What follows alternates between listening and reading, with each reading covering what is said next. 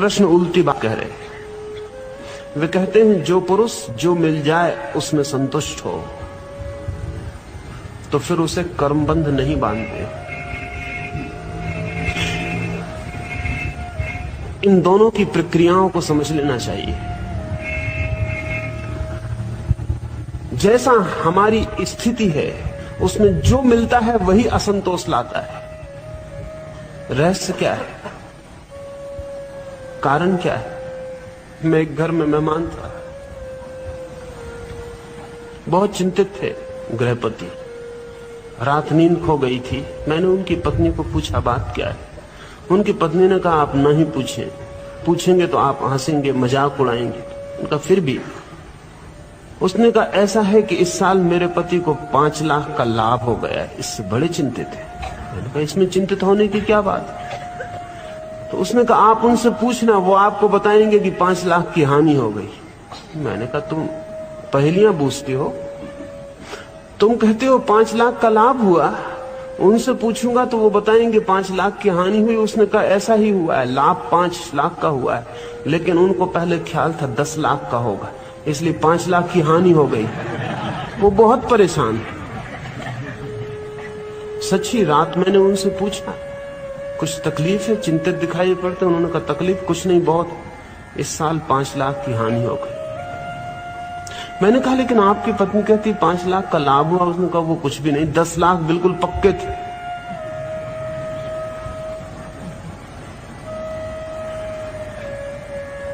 असंतोष का राज, असंतोष का भी अपना कीमिया है, केमिस्ट्री।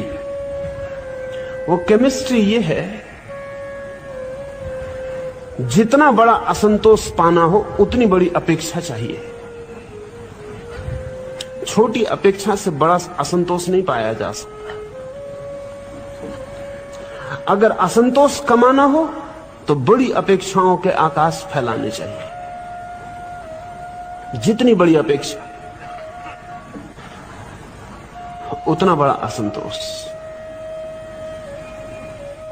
काश इस आदमी की अपेक्षा 10 लाख की न हो के 5 लाख की होती,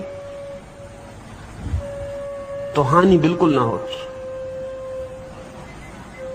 अगर इस आदमी की अपेक्षा 2 लाख की होती तो 3 लाख अतिरिक्त लाभ होता।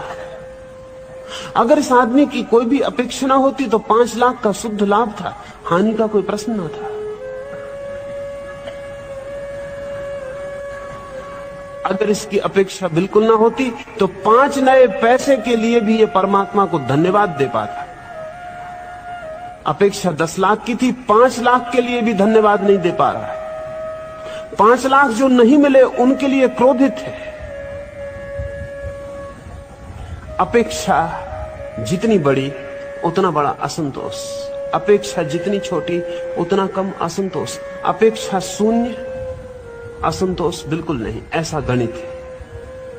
कृष्ण कहते हैं जो पुरुष जो मिल जाए उसमें संतुष्ट है। कौन सा पुरुष संतुष्ट होगा? वही पुरुष जो अपेक्षा रहित जीता है, जिसका कोई एक्सपेक्टेशन नहीं है, जो ऐसे जीता है जैसे जीने के लिए कोई अपेक्षा की जरूरत नहीं है। फिर जो भी मिल जाता है वही धन्य भाग, उसके लिए ही वो प्रभु को धन्यवाद दे पाता है। फकीर जुन्नैद एक रास्ते से गुजरता था। जोर का एक पत्थर रास्ते पर पैर से टकराया, लहूलुहान हो गया पैर। जुन्नैद नीचे झुक गया और हाथ जोड़ के परमात्मा की तरफ धन्यवाद देने लगा। साथ में मित्र थे, उन्होंने कहा जुन्नैद पागल तो नहीं हो गए? हमने कभी सुना नहीं कि किसी के पैर में पत्थर लगे, लहू गिरे और वो परमात्मा को धन्यवाद दे। जुन्नैद ने कहा फांसी भी लग सकती थी। जुन्नैद ने कहा फांसी भी लग सकती थी। धन्यवाद देते हैं परमात्मा को कि सिर्फ पैर में पत्थर लगा और निपटे, फांसी भी लग सकती थी। ये जुन्नैद जिन मित्र की मैंने कहानी कही उनसे ठीक उल्टा है। ये कहता है फांसी भी लग सकती थी, लेकिन जुन्नैद को अगर फांसी भी लग जाए तो भी वो धन्यवाद दे पाता, क्योंकि फांसी से बड़े दुख भी हैं।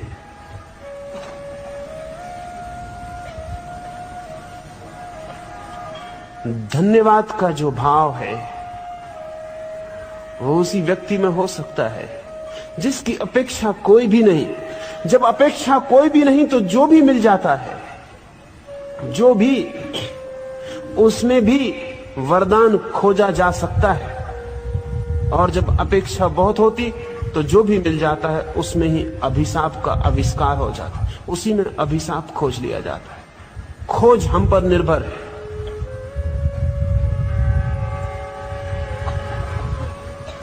जो प्राप्त हो जाए उसमें संतुष्ट कौन होगा? जिसने और ज्यादा प्राप्त नहीं करना चाहा। सच, जिसने प्राप्त ही कुछ नहीं करना चाहा, उसे जो भी मिल जाए वही काफी, जरूरत से ज्यादा है। और एक बार किसी व्यक्ति को यह रहस्य पता चल जाए तो संतोष के आनंद की कोई सीमा नहीं है, असंतोष के दुख की कोई सीमा नहीं है, संतोष के आनंद की कोई सीमा नहीं, असंतोष के नरक का कोई अंत नहीं, संतोष के स्वर्ग का भी कोई अंत नहीं। लेकिन संतुष्ट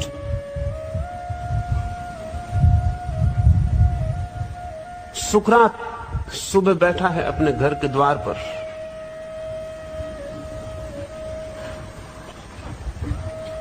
कुछ बात चलती है, कोई प्रश्न पूछ रहा है सुकरात से, वो जवाब दे रहा है। उसकी पत्नी चाय बना के लाई, पीछे खड़ी, वो क्रोध से भर गई। सुकरात ने उस पर ध्यान नहीं दिया, वो अपनी बात में तल्लीन है। स्वभाव था, शायद पत्नियों की सबसे बड़ी आकांक्षा पति उन पर ध्यान दे, इससे ज्यादा दूसरी नहीं। क्रोध से भर गई, इतने क्रोध से भर गई कि उसने केतली भरी हुई गर्म पानी की सुकरात के ऊपर डाल दी। उसका आधा चेहरा जल गया। जो प्रश्न पूछ रहा था वो घबरा गया।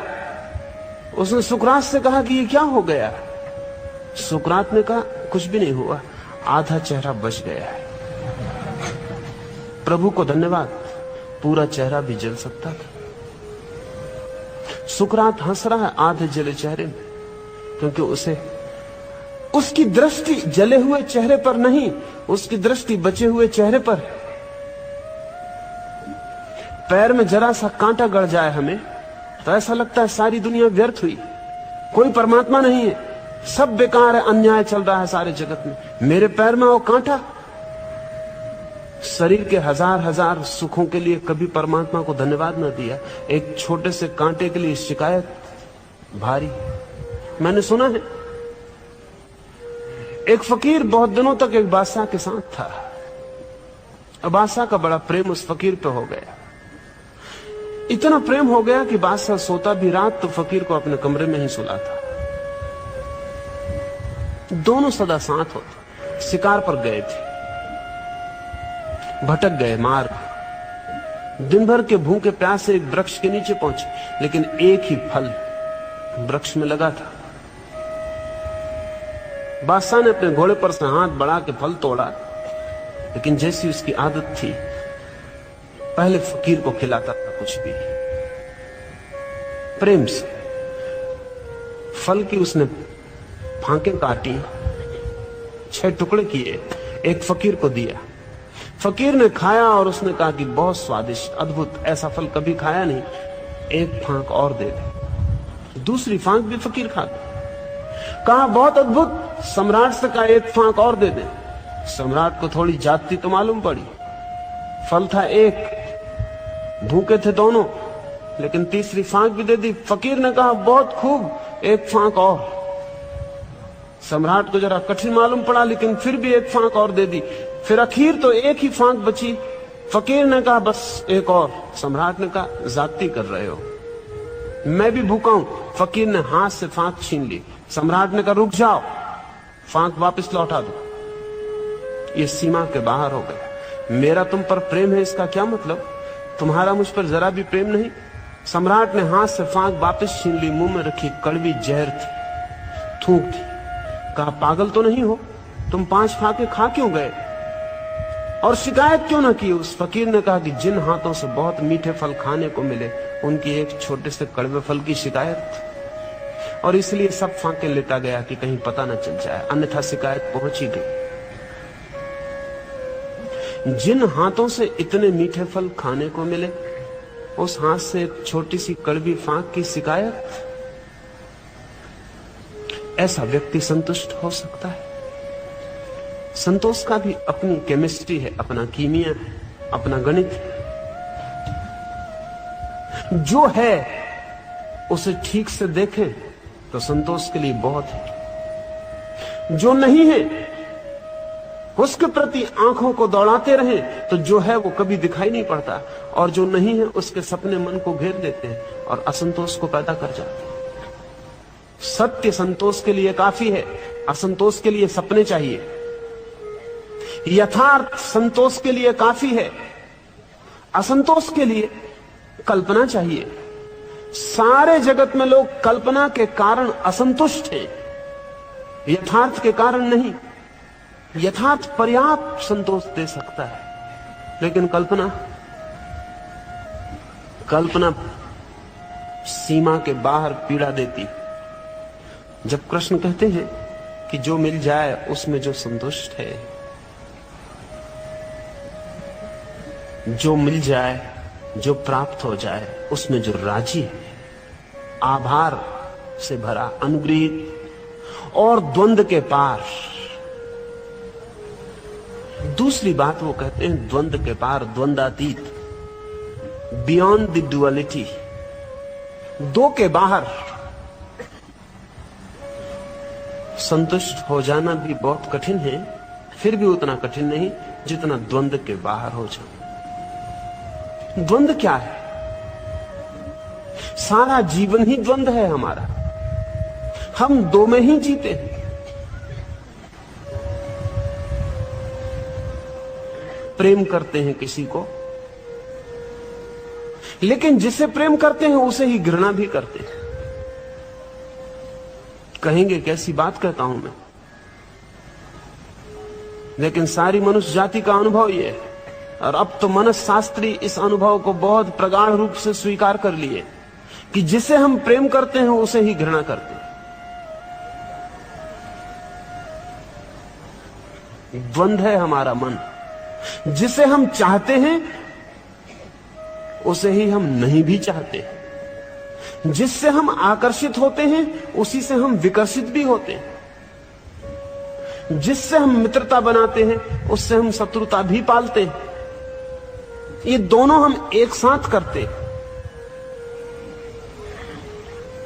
थोड़ा किसी एकाध घटना में उतर के देखेंगे तो ख्याल में आ जाएगा, जिससे आप प्रेम करते हैं उससे आप 24 घंटे प्रेम कर पाते?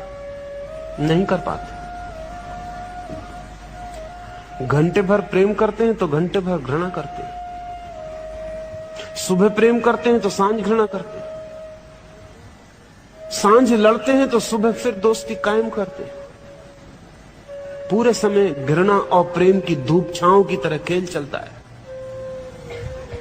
जिसको आदर करते हैं उसके ही प्रति मन में अनादर भी पालते हैं, मौके की तलाश में होते कब अनादर निकाल सके। जिसको फूल माला पहनाते हैं किसी दिन उस पर पत्थर फेंकने की इच्छा भी मन में रहती है।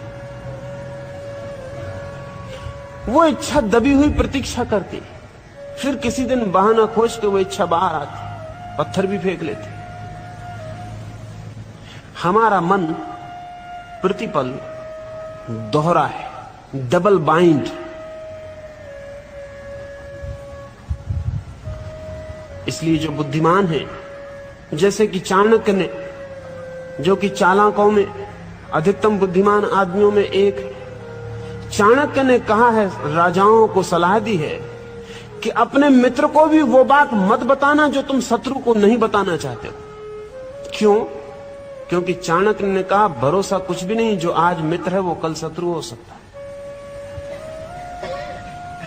पश्चिम में चाणक्य का समानांतर एक आदमी हुआ मैकियावेली, वो भी चालाकों में इतना ही बुद्धिमान। उसने कहा ध्यान रखना, जिस बात को तुम गुप्त नहीं रख सकते तुम्हारा मित्र भी नहीं रख सकेगा, इसलिए मित्र को भूल के मत बताना। क्योंकि जब तुम खुद ही गुप्त नहीं रख सके और मित्र को बताना पड़ा, तो तुम इस भ्रांति में मत पड़ना कि तुम जिस बात को गुप्त नहीं रख सके उसको तुम्हारा मित्र रख सकेगा, वो भी किसी को बता देगा।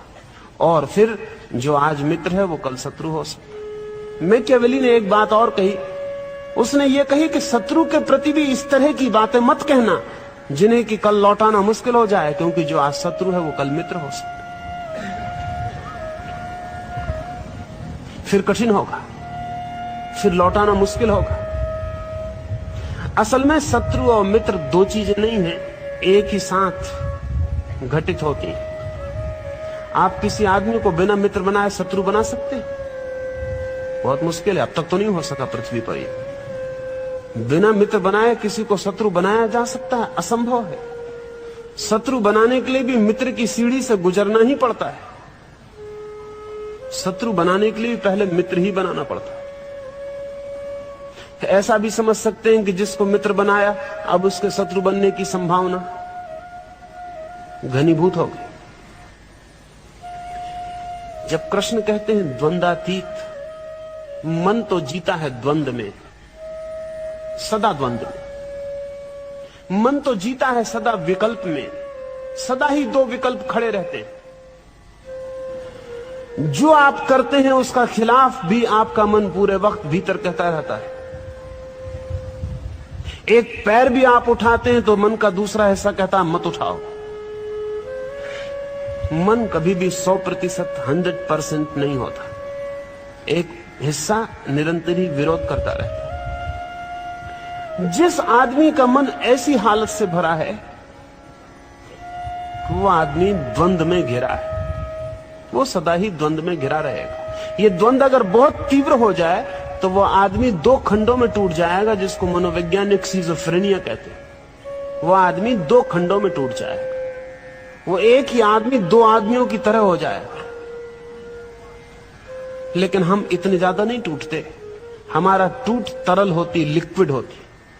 हम बिल्कुल नहीं टूट जाते दो खंडों में, लेकिन हमारे दो खंड जारी रहते। लेकिन फिर भी हैं तो सिजोफ्रेनिक, हैं तो दोहरे। जो आपकी प्रशंसा करता है, कल आपको एकदम हैरानी होती कि उसने आपकी निंदा की, आप गलती में हैं, आपको मनोवैज्ञानिक सत्य का पता नहीं। जिसने प्रशंसा की वो बदला चुकाएगा, वो आज नहीं कल कहीं निंदा करेगा, तब कंपनसेशन हो पाएगा। उसने एक काम कर दिया, अब उससे उल्टा काम नहीं करेगा तो संतुलन नहीं हो पाएगा। जिसने एक तरफ प्रशंसा की वो कल कहीं ना कहीं जाके निंदा करेगा। जब प्रशंसा करे तभी समझ लेना, निंदा की प्रतीक्षा मत करना, वो कहीं करेगा। फ्रायड ने लिखा है अपने संस्मरणों में, अगर घने से घने मित्र भी एक दूसरे के संबंध में यहां वहां जो कहते हैं वो अगर उन्हें पता चल जाए तो इस पृथ्वी पर एक भी मित्रता टिक नहीं सकती। घने से घने, इंटीमेट से इंटीमेट, निकट से निकट मित्र भी एक दूसरे के खिलाफ यहां वहां जो कहते हैं अगर वो सबको पता चल जाए तो इस पृथ्वी पर एक भी मित्रता नहीं टिक सकती।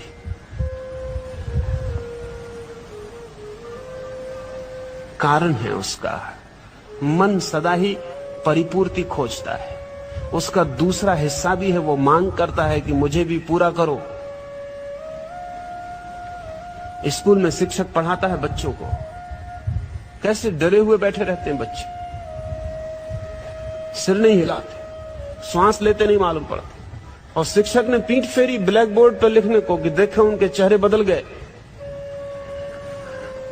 जितना शिक्षक ने उनको डराया था सामने से, पीठ के पीछे अगर उसको पता चल जाए, अगर शिक्षक के दो आंखें खोपड़ी के पीछे भी हों तो उसे पता चले कि ये बच्चे जो इतने सीधे बैठे थे ये पीछे क्या क्या कर लेते।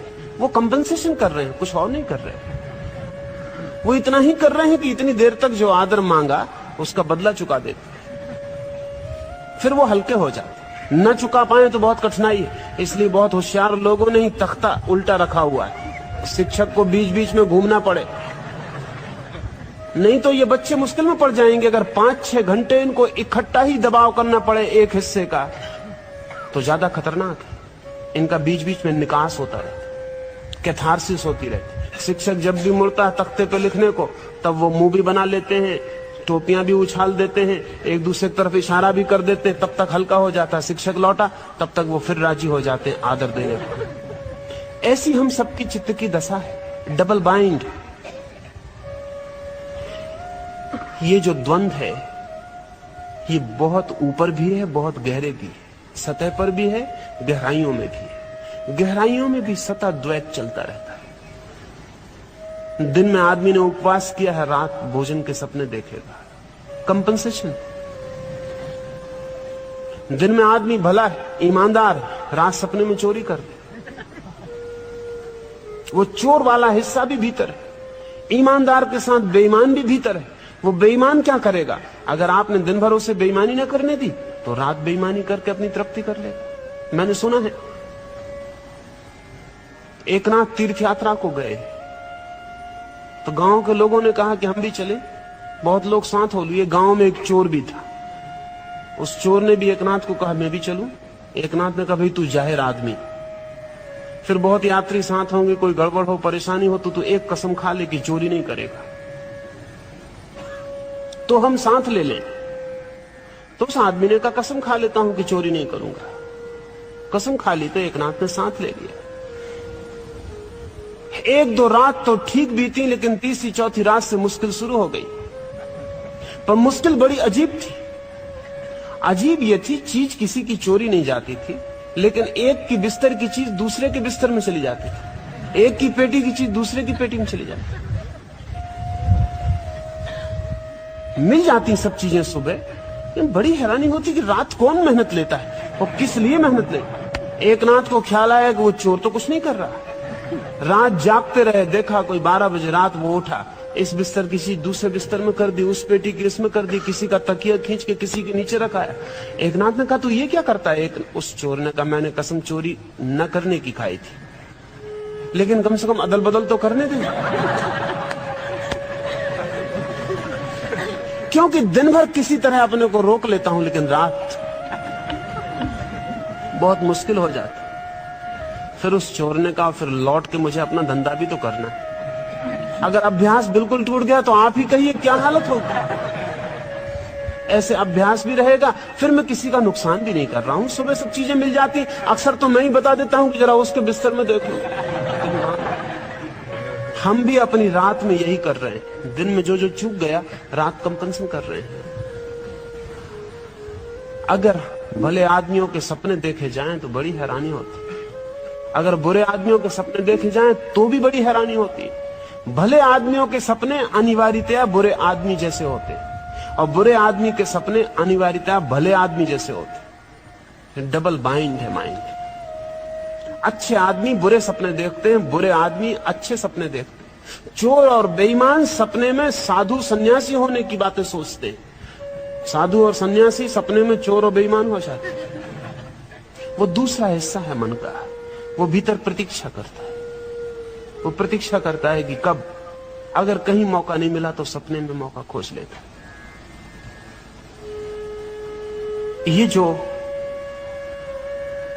ये जो चित्त है, ये अनिवार्यतया द्वंदात्मक है, ये डायलेक्टिकल है।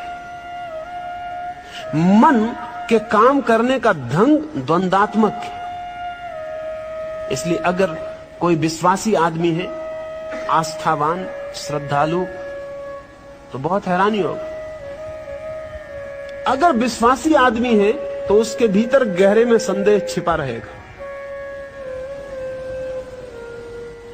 अगर बहुत संदेह करने वाला आदमी है तो उसके भीतर गहरे में विश्वास छिपा रहेगा। इसलिए अक्सर ऐसा होता है कि जो लोग जिंदगी भर आस्तिक होते हैं, मरने के करीब करीब नास्तिक होने लगते। क्यों? क्योंकि जिंदगी भर तो उन्होंने ऊपर विश्वास को संभाला, वो संदेह का हिस्सा भीतर दबा रहा। फिर वो धीरे धीरे उभरना शुरू होता है। वो कहता है जिंदगी भर तो विश्वास कर लिया, क्या मिल गया? वो भीतर का संदेह ऊपर आना शुरू होता है।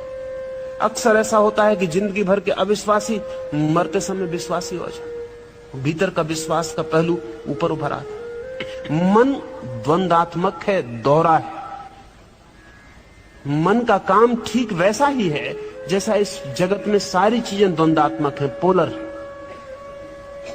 यहां सारी चीजें द्वंद्व से जीती हैं। अगर हम प्रकाश को मिटा दें तो अंधेरा मिट जाए। आप कहेंगे कैसी बात कह रहा हूं, प्रकाश को बुझा देते हैं तो अंधेरा तो और बढ़ता है, मिटता नहीं। लेकिन प्रकाश का बुझाना प्रकाश का मिटाना नहीं। अगर पृथ्वी पर प्रकाश बिल्कुल न रह जाए तो अंधेरा बिल्कुल नहीं रहेगा। नहीं रहेगा इसलिए भी कि अंधेरे का पता ही तब तक चलता है जब तक हमें प्रकाश का पता है, अन्यथा पता भी नहीं चल सकता। रहे तो भी पता नहीं चल सकता। अगर हम जन्म को बंद कर दें तो मृत्यु मिट जाएगी, क्योंकि जन्म ही नहीं होगा तो मरने को कोई खोजना मुश्किल हो जाए। अगर हम मृत्यु को रोक दें तो जन्म को रोकना पड़ेगा। यही तो दिक्कत हुई सारी दुनिया में। पिछले 200 वर्षों के चिकित्सा के विकास ने मृत्यु की दर कम कर दी, इसलिए अब संतति निरोध और बर्थ कंट्रोल के लिए हमें कोशिश करनी पड़ती। उधर मृत्यु की दर कम हुई, इधर जन्म की दर कम करनी पड़ेगी। जिंदगी विरोधों के बीच संतुलन है और जिंदगी विरोध से चलती है। सारी जिंदगी द्वंद्व है और सारी जिंदगी के आधार में मन, माइंड। इसलिए जो लोग जैसे मार्क्स, एंजल्स और लेनिन और माओ, जो लोग मन के ऊपर आत्मा में भरोसा नहीं करते, वे लोग डायलेक्टिकल मटेरियलिज्म, द्वंदात्मक भौतिकवाद की बात करते। वे कहते हैं पदार्थ द्वंद्व से चलता है। इसलिए वे वर्ग संघर्ष की बात करते कि समाज भी द्वंद्व से चलेगा, गरीब को अमीर के खिलाफ लड़ाना पड़ेगा तब समाज चलेगा। सब समाज द्वंद्व है। अगर मन ही सब कुछ है तो जिंदगी में संघर्ष के अलावा और कुछ भी नहीं है। लेकिन कृष्ण कहते हैं द्वंद्वातीत, द्वंद्व के बाहर, द्वंद्व के पार, बियॉन्ड डायलेक्टिक्स। दो के बाहर होता है अर्जुन जो, वही केवल कर्म के बंधन से मुक्त होता है। लेकिन दो के बाहर कौन हो सकता है? मन तो नहीं हो सकता। मन तो जब भी रहेगा दो के भीतर ही रहेगा। दो के बाहर मन को भी जो जानता है वही हो सकता है। मन को भी जो पहचानता है वही हो सकता है। घृणा द्वंद्व के बाहर नहीं हो सकती, प्रेम द्वंद्व के बाहर नहीं हो सकता। लेकिन जो प्रेम और घृणा को जानने वाला ज्ञाता है, नोअर है, वो बाहर हो सकता है। मैं बैठा हूं, सुबह हो गई, सूरज निकला, देखा कि रोशनी भर गई चारों तरफ। फिर सांझ आई, सूरज डूबा, देखा कि अंधेरा छा गया चारों तरफ। फिर सुबह हुई, फिर सूरज निकला, फिर प्रकाश भर गया। मैंने देखा चारों तरफ अंधेरे को आते, मैंने देखा चारों तरफ प्रकाश को आते, मैंने देखा जाते प्रकाश को, मैंने देखा जाते अंधेरे को। लेकिन मैं, जिसने प्रकाश को भी देखा और अंधेरे को भी देखा, ना तो प्रकाश हूं और ना अंधेरा हूं, मैं दोनों से अलग तीसरा हूं, दी थर्ड। ये जो तीसरा है, अगर इसका मुझे स्मरण आ जाए तो मैं दो के बाहर हो जाऊं। तीसरे की याद आ जाए तो दो के बाहर हुआ जा सकता है। यदि तीसरे का स्मरण आ जाए तो दो के बाहर हुआ जा सकता है। मन के द्वंद्व के बाहर वही हो सकेगा जिसे तीसरे का स्मरण आ जाए। जब सुख आए तो भीतर मैं जानूं कि ये सुख आया, लेकिन मैं सुख नहीं हूं। क्योंकि अगर मैं सुख हूं तो दुख फिर कभी नहीं आ सकता, लेकिन थोड़ी देर में दुख आ जाता है। जब दुख आए तो मैं जानूं कि ये दुख आया, लेकिन मैं दुख नहीं हूं। क्योंकि अगर मैं दुख हूं तो फिर सुख कभी नहीं आ सकता, लेकिन अभी सुख था और फिर सुख आ जाएगा। सुख आता है, दुख आता है, घृणा आती, प्रेम आता, मित्रता आती, शत्रुता आती, हार होती, जीत होती, सम्मान मिलता, अपमान मिलता, सब द्वंद्व है। इनके पार अगर मैं तीसरे को पकड़ के स्मरण से भर जाऊं कि मैं इन दोनों से भिन्न, दोनों से अन्य, दोनों से अलग जानने वाला हूं, देखने वाला हूं, विटनेस हूं,